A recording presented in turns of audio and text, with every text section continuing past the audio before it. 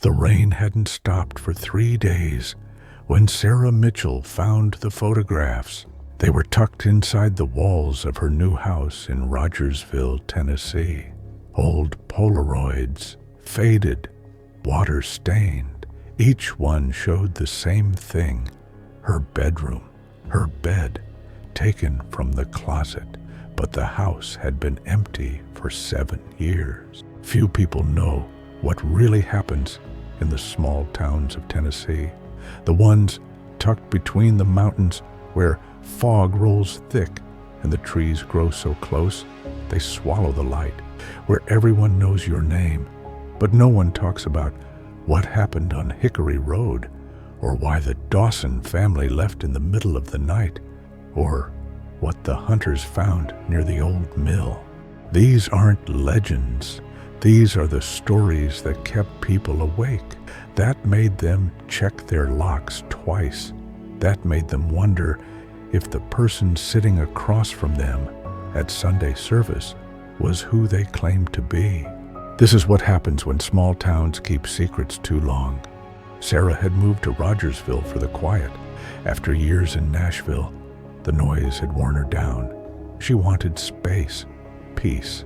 The house was cheap, a small 2-story colonial with peeling white paint and a porch that sagged in the middle. The realtor didn't mention why it had been empty so long. She didn't ask. The first week was fine, ordinary. She unpacked boxes, painted the kitchen, tried to make the place feel like home. But on the 8th night, she heard it. Footsteps, slow, deliberate, coming from the hallway outside her bedroom. She sat up in bed, heart pounding, listening. The footsteps stopped right outside her door. She waited. 1 minute, 2, nothing. When she finally opened the door, the hallway was empty, dark, cold. She told herself it was the house settling. Old wood, old pipes. But the next morning, she found something that made her blood run cold.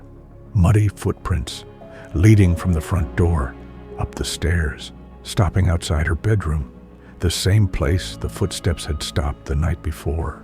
The lock on the front door was still bolted from the inside. Before you turn off the lights, hit subscribe and ring the bell. Here at Chills from Reality, every story leaves a mark, one you might not forget. Sarah called the police. They came, looked around, found nothing. No signs of forced entry, no fingerprints. The officer, a tired-looking man named Deputy Cole, told her it was probably an animal, maybe a raccoon. She didn't argue, but she knew raccoons don't wear boots. That night, she stayed at a motel. She needed distance, needed to think. But when she came back the next morning, she found the photographs. She'd been tearing out the old wallpaper in the bedroom, trying to make the space feel less oppressive. That's when she saw them, tucked behind a loose board in the wall. Dozens of them, all Polaroids, all of the same room, her bed. The angle was wrong, though, too low, like they'd been taken from inside the closet. She flipped through them, hands shaking. Some were old, the colors faded to yellow and gray, but others looked recent, too recent. One showed her bed unmade, the way she'd left it that morning. Another showed her clothes hanging in the closet, the same clothes she'd hung there 2 days ago. Someone had been in her house. Someone had been watching. She called Deputy Cole again. This time he didn't brush it off. He looked at the photos, his face going pale. He asked if she'd noticed anything else, any other signs. She told him about the footsteps, the muddy prints. He nodded slowly, then asked her a question that made her stomach drop. "Do you know who lived here before you?" She didn't. He told her. A man named Raymond Cass lived alone, quiet, kept to himself. One day, he just vanished. His truck was still in the driveway. His wallet was still on the kitchen counter, but Raymond was gone. No note, no explanation. That was 7 years ago. The house had been empty ever since. Did they ever find him? Sarah asked. Deputy Cole shook his head. No, but... He hesitated, like he didn't want to say the next part. They found something in the crawl space. Cameras, dozens of them, all pointed at the bedroom. Sarah felt the room tilt. He was watching someone. Cole continued. The previous tenant, a young woman. She left after a few months, said she felt like she was being watched. No one believed her. Sarah looked at the photographs in her hand. And now, someone's watching me. Cole didn't answer. He didn't have to. That night, Sarah didn't sleep. She sat in the living room, lights on, a kitchen knife on the table beside her. Every creak, every groan of the house made her flinch. She kept thinking about the photographs, about Raymond Cass, about the cameras in the crawl space. Around 3 a.m, she heard it again, footsteps. But this time, they weren't in the hallway. They were in the attic, slow, pacing, back and forth, back and forth. She grabbed the knife and her phone, ready to call the police. But then the footsteps stopped. The house went silent, too silent, the kind of silence that presses against your eardrums, that makes you hold your breath. And then, from somewhere above her, she heard a voice, faint, barely a whisper. Sarah, her name. Someone said her name. She ran, out the front door, down the porch steps, into the rain. She didn't stop until she reached her car. She drove to the motel, checked in, and called Deputy Cole. He came within the hour. This time, he brought backup, 3 officers. They searched the house, top to bottom, the attic, the crawl space, every closet, every room. They found nothing. But in the attic, they found something else. A sleeping bag, empty cans of food, a battery-powered lantern. Someone had been living up there for weeks, maybe longer. And beside the sleeping bag, they found a notebook filled with dates, times, notes, all about Sarah, what time she went to bed, what time she woke up, what she wore, what she ate, page after page after page. The last entry was from that morning. She knows. The police never found who wrote it. The handwriting didn't match Raymond Cass. It didn't match anyone in their system. Whoever had been living in that attic, watching Sarah taking those photographs, had vanished, just like Raymond. Sarah moved out the next day. She never went back. The house still stands on the edge of Rogersville, empty again. The realtor hasn't listed it. No one wants to talk about it. But sometimes, late at night, neighbors say they see a light in the attic, moving, pacing, and if you stand outside long enough, if the wind is just right, you can hear it. Footsteps, slow, deliberate, like someone's still up there, waiting. In the summer of 2019, the Thompson family moved to a farmhouse outside Ardmore, Tennessee. It was perfect.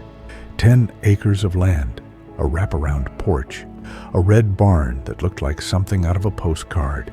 The kids, 8-year-old Emma and 10-year-old Jacob, loved it. Wide open spaces, room to run, room to explore. But on the 3rd night, Emma woke up crying. She told her mother, Rachel, that someone had been in her room, a man, standing at the foot of her bed, just standing there, watching her. Rachel checked the room, the windows, the locks. Everything was secure. She told Emma it was just a bad dream, that she was safe. Emma nodded, but she didn't look convinced. The next night, Jacob saw him too. Same thing. A man, standing in the hallway outside his room. Tall, thin, wearing old clothes. He didn't move, didn't speak, just stood there. When Jacob called out, the man turned and walked away, disappeared into the darkness at the end of the hall. Rachel and her husband, David, searched the house. Nothing. No one. They checked every door, every window, all locked. They told the kids it was their imagination. New house, new sounds. It would take time to adjust. But Rachel didn't sleep that night. She kept thinking about the way Emma had described the man, the way Jacob said he just stood there, watching. The next day, Rachel went into town. She asked around, casual questions about the house, about the people who lived there before. Most people were friendly, but vague. They didn't know much, or they didn't want to say. Finally, an older woman at the general store pulled her aside. Her name was Margaret. She'd lived in Ardmore her whole life. She knew everyone, everything. That house, Margaret said quietly, has a history. Rachel leaned in. What kind of history? Margaret glanced around, making sure no one else was listening. A man died there, long time ago. His name was Caleb Rourke. He owned the farm back in the 50s, lived alone. One winter, he just stopped coming into town. Neighbors went to check on him, found him in the barn, frozen. He'd been dead for weeks. Rachel felt a chill run down her spine. Did they ever find out what happened? Margaret shook her head. Natural causes, they said. But she hesitated. There were rumors. People said Caleb wasn't right in the head, that he used to watch people, follow them. There were complaints. Girls in town said he'd stand outside their houses at night, just watching. The sheriff warned him, but nothing ever came of it. And now he's... Rachel couldn't finish the sentence. Margaret looked at her with sad, knowing eyes. Some people don't leave, honey, even after they die. Rachel went home and told David. He didn't believe in ghosts, didn't believe in anything he couldn't see or touch, but he agreed to set up cameras just in case.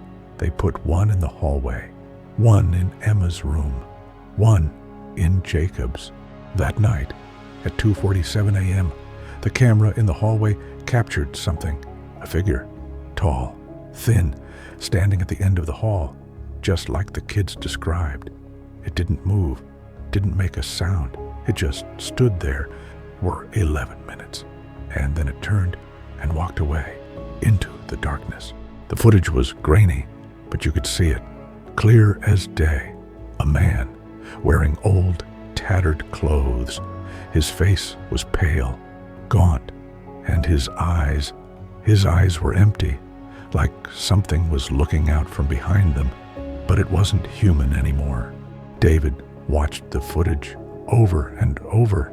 He couldn't explain it, couldn't rationalize it. Rachel wanted to leave, pack up the kids and go, but David wasn't ready to give up, not yet. They'd just bought the house, couldn't afford to walk away, so they stayed. But things got worse. Emma stopped sleeping. She said the man was coming into her room every night, standing over her bed, breathing. She could hear him breathing, slow, raspy, like he was struggling for air. Jacob started having nightmares, waking up, screaming, saying the man was trying to talk to him, saying things he couldn't understand. Rachel found scratches on the walls, long, deep, like someone had dragged their nails across the plaster. They appeared overnight, in the hallway, in the kids' rooms, in her bedroom. And then one night, Rachel woke up to the sound of footsteps, heavy, slow, coming up the stairs. She shook David awake. They both listened. The footsteps reached the top of the stairs, stopped, The door to their bedroom was open. They watched, waiting. And then they saw him, standing in the doorway, tall, thin, his face hidden in shadow. He didn't move, didn't speak, just stood there, watching. David grabbed a baseball bat from beside the bed and charged. The figure didn't react. David swung. The bat passed right through, like hitting smoke. The figure flickered, and then it was gone. They left the next morning, packed the kids, packed the car, and drove away. They never went back. The house sat empty for a year before someone else bought it. They lasted 3 months. The farmhouse outside Ardmore is still there, still standing, but no one stays long. People move in, they see him, and they leave. Always the same story. A man, tall, thin, standing, watching. And every time someone asks about Caleb Rourke, the people in Ardmore get quiet. They don't talk about him, don't talk about what he did or what he became. But they know. They all know. Some people don't leave, even after they die. In the fall of 2021, a group of college students from Knoxville decided to explore an abandoned hospital near Sweetwater, Tennessee. It had been closed for over 30 years. Most of the building had been gutted, windows broken, walls covered in graffiti. It was a popular spot for urban explorers. People came from all over to take photos, make videos, prove they weren't afraid. The group was 5 people. Tyler, the leader, his girlfriend, Megan, their friends Josh, Lauren, and a guy named Connor, who brought the camera. They arrived just after sunset. The building loomed against the darkening sky, 4 stories of crumbling brick and shattered glass. They went in through a side door. The air inside was cold, damp. It smelled like mold and rust and something else, something sweet, like rotting fruit. The hallways were long, dark. Their flashlights cut through the gloom, casting shadows that moved and twisted. They explored the first floor. Old examination rooms, a cafeteria with tables still bolted to the floor, a pharmacy with empty shelves. Everything was covered in dust and debris. They laughed, joked, took pictures, but when they reached the stairwell to the second floor, the mood shifted. The air was colder there, heavier, like something was pressing down on them. Tyler led the way. The stairs creaked under their weight. The walls were covered in scratches, deep, frantic, like someone had tried to claw their way out. The second floor was worse. The hallways were narrower, the rooms smaller. Most of the doors were closed. Tyler pushed one open. Inside was a single bed, rusted metal frame, stained mattress. The walls were covered in writing, names, dates. Please for help. Let's keep moving, Megan said quietly. Her voice sounded small, fragile. They moved deeper into the floor, checking rooms, taking photos. But the further they went, the more uneasy they became. The air felt wrong, thick, like it was hard to breathe. And then Connor stopped. Did you hear that? They all froze, listening. At first, there was nothing, just the sound of their own breathing. But then, faint, distant, they heard it, crying, a child crying. It was coming from somewhere above them, 3rd floor. We should go, Lauren said. Her voice was shaking, but Tyler shook his head. We came all the way out here. We're not leaving without checking it out. They climbed the stairs to the 3rd floor. The crying got louder, closer. It echoed through the hallways, desperate, heartbroken. They followed the sound. It led them to a room at the end of the hall. The door was open, just a crack. Tyler pushed it wider. The room was empty, just like all the others, but the crying was louder now, so loud it felt like it was right next to them. And then it stopped. Abruptly, the silence was suffocating. "Maybe we should," Josh started to say, and then the door slammed shut behind them. They spun around. Tyler grabbed the handle, pulled. It wouldn't budge. He pulled harder. Nothing. It was locked, but there was no lock on the door. "What the hell?" Connor whispered. And then the lights came on. Not electric lights. The hospital had been without power for years, but a soft, pale glow filled the room, like moonlight. But wrong. It came from nowhere, from everywhere. They backed away from the door, huddled together, and that's when they saw her, a little girl, standing in the corner of the room. She was maybe 6 years old, wearing a hospital gown. Her hair was long, tangled. Her face was pale, too pale, and her eyes were empty, black, like staring into a void. She didn't move, didn't speak. She just stood there, watching them. "Jesus Christ," Megan breathed. Tyler stepped forward. "Hey, are you okay?" The girl tilted her head slowly, like she didn't understand the question. "We're not going to hurt you," Tyler said. His voice was shaking now. "We're just..." The girl smiled. It wasn't a normal smile. It was too wide, too many teeth, and then she started laughing, high, shrill. It filled the room, filled their heads. They covered their ears, but it didn't help. The laughter was inside them. And then the girl vanished. The door flew open. They ran down the hall, down the stairs. They didn't stop until they were outside, back in the parking lot, gasping for air. Connor checked his camera. The footage was corrupted, just static.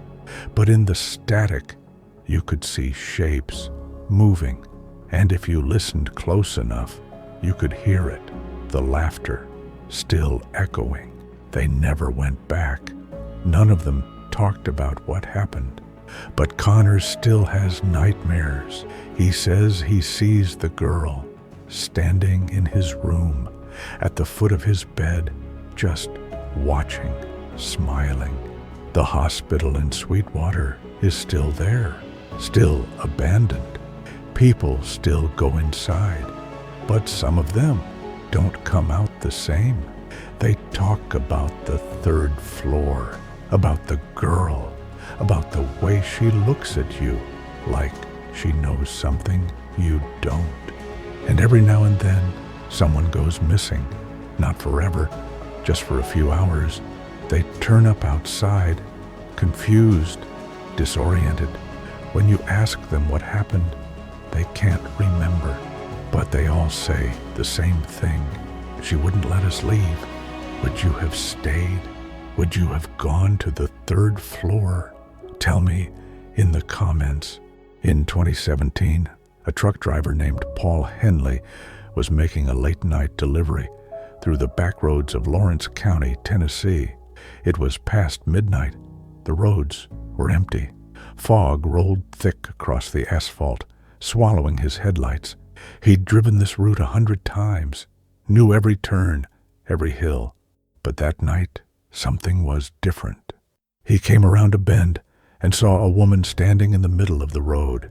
She was young, maybe 25, wearing a white dress. Her hair was long and dark, hanging wet against her shoulders. She wasn't moving, just standing there, staring at him. Paul slammed on the brakes. The truck skidded, stopped just a few feet from her. His heart was pounding. He waited for her to move, to say something, but she didn't. She just stood there, staring. He rolled down the window. "Hey, you okay?" She didn't answer, didn't even blink. Paul got out of the truck, walked toward her. The fog was so thick he could barely see past a few feet. The air was cold, damp.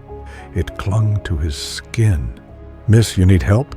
She tilted her head slowly, and then she smiled. Paul stopped walking. Something about that smile made his stomach turn. It wasn't right. It was too wide, too empty. "Where are you going?" she asked. Her voice was soft, almost a whisper. "Making a delivery," Paul said. His voice sounded thin, shaky. "Do you need a ride? You shouldn't be out here alone." She didn't answer, just kept smiling. And then she took a step toward him. Another. She moved slow, deliberate, like she was gliding across the pavement. Paul backed up. "Listen, I can call someone, the police, an ambulance. Just tell me what you need." She stopped. The smile faded. Her face went blank, empty, and then she spoke again. But this time, her voice was different, deeper, hollow. "You shouldn't have stopped." Paul felt the hair on the back of his neck stand up. He turned and ran back to the truck, jumped inside, slammed the door, locked it. His hands were shaking so bad he could barely turn the key. The engine roared to life. He threw the truck into gear, and then he looked up. She was standing right in front of the windshield, inches away, staring at him. Her face was pressed against the glass. Her eyes were black, completely black. No whites, no pupils, just black. Paul screamed. He hit the gas. The truck lurched forward. But when he looked again, she was gone, vanished. The road was empty. He drove, fast, didn't stop, didn't look back.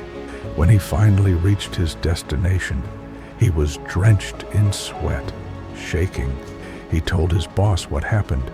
His boss laughed, said he'd been on the road too long, needed sleep. But Paul knew what he saw. He knew.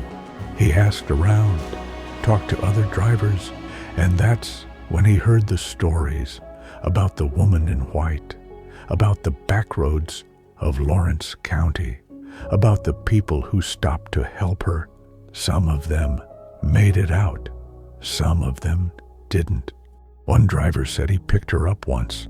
She got in the passenger seat, didn't say a word, just stared straight ahead. He drove for 10 minutes, tried to make conversation, got nothing. When he looked over again, she was gone. The door was still closed, still locked, but she was gone. Another driver said he saw her standing on the side of the road, waving. He didn't stop, kept driving. But when he checked his rearview mirror, she was sitting in the back seat, smiling.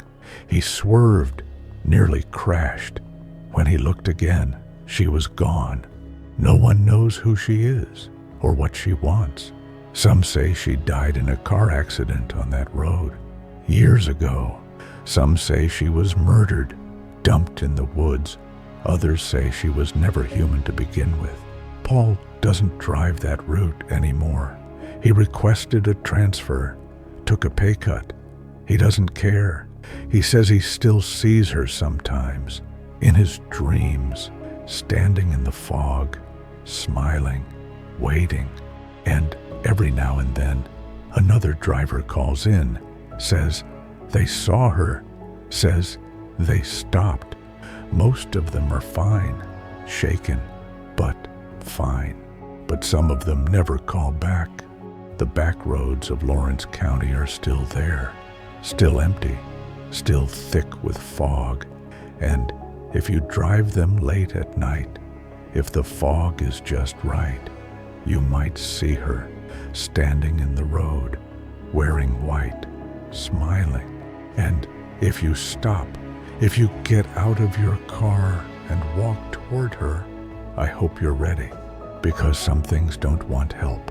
They just want company. In the winter of 2020, a man named Daniel Cross rented a cabin in the woods outside Jamestown, Tennessee. He was a writer, needed isolation, needed quiet. The cabin was perfect, small, remote. No neighbors for miles, just trees and silence. The first few days were productive. He wrote, he read, he enjoyed the solitude. But on the fourth night, he heard knocking, 3 slow knocks on the front door. He opened it, no one there, just the dark woods, the cold wind. He shrugged it off, went back inside, locked the door. But an hour later, he heard it again. 3 knocks, same rhythm, same place. He opened the door faster this time. Still, no one. He stepped outside, looked around, called out. Nothing, just the trees swaying in the wind. He went back inside, locked the door, checked all the windows. Everything was secure. He tried to go back to writing, but he couldn't focus. The knocking had unsettled him. It felt deliberate, purposeful. That night, he barely slept. Every sound made him jump. Every creak of the cabin made his heart race. But nothing happened. No more knocking, no more sounds, just silence. The next day, he went into town, picked up supplies, talked to a woman at the general store, mentioned the cabin, the knocking. She went quiet, looked at him with a strange expression. "Which cabin?" she asked. He told her. She shook her head. "You should leave," she said quietly. "Why?" She glanced around, made sure no one was listening. "A family used to live there, the Crosses. Same last name as you. Strange coincidence." She paused. "They disappeared, all 3 of them. Mother, father, little girl. One winter, they just vanished. No bodies, no signs of struggle. The cabin was empty. But people say," she hesitated, "people say they still hear knocking late at night. 3 knocks, like someone's trying to get in." Daniel felt cold. What happened to them? No one knows. Some think they got lost in the woods, froze to death. Others think something took them. But the knocking, it started after they disappeared, and anyone who stays there hears it. Daniel went back to the cabin. He should have left, should have packed his things and gone home, but he didn't. He told himself it was just a story, just local superstition. He was a rational man. He didn't believe in ghosts. But that night, the knocking came back. 3 slow knocks. He ignored it, sat at his desk, kept writing. The knocking came again, louder, more insistent. He stood up, walked to the door, put his hand on the handle. "Who's there?" he called out. No answer. He opened the door. No one. But this time, he saw something. Footprints in the snow, small, like a child's, leading away from the door, into the woods. He grabbed a flashlight, followed the footprints. They led deep into the trees, winding, twisting. He followed them for maybe 10 minutes, and then they stopped, right in the middle of a small clearing. Just stopped, like whoever made them had vanished into thin air. He stood there, shining his flashlight around. The woods were silent, too silent.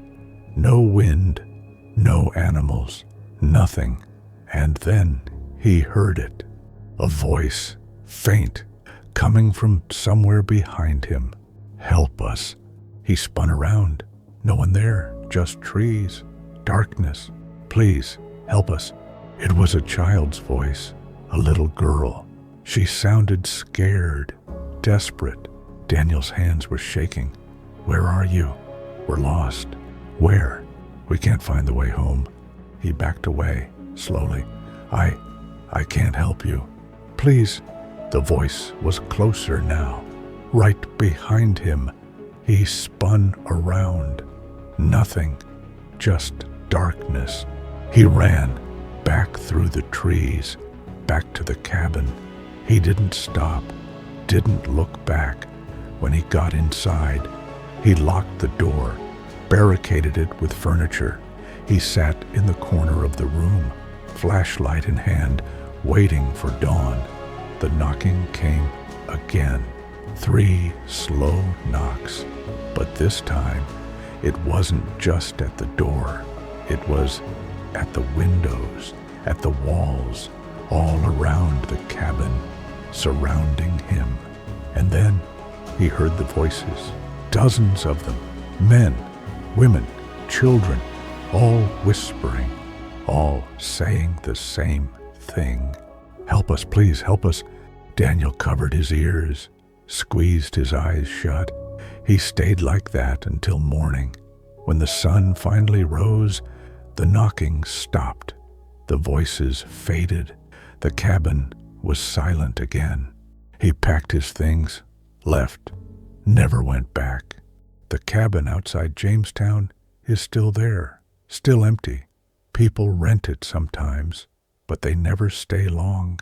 They hear the knocking, they see the footprints, they hear the voices.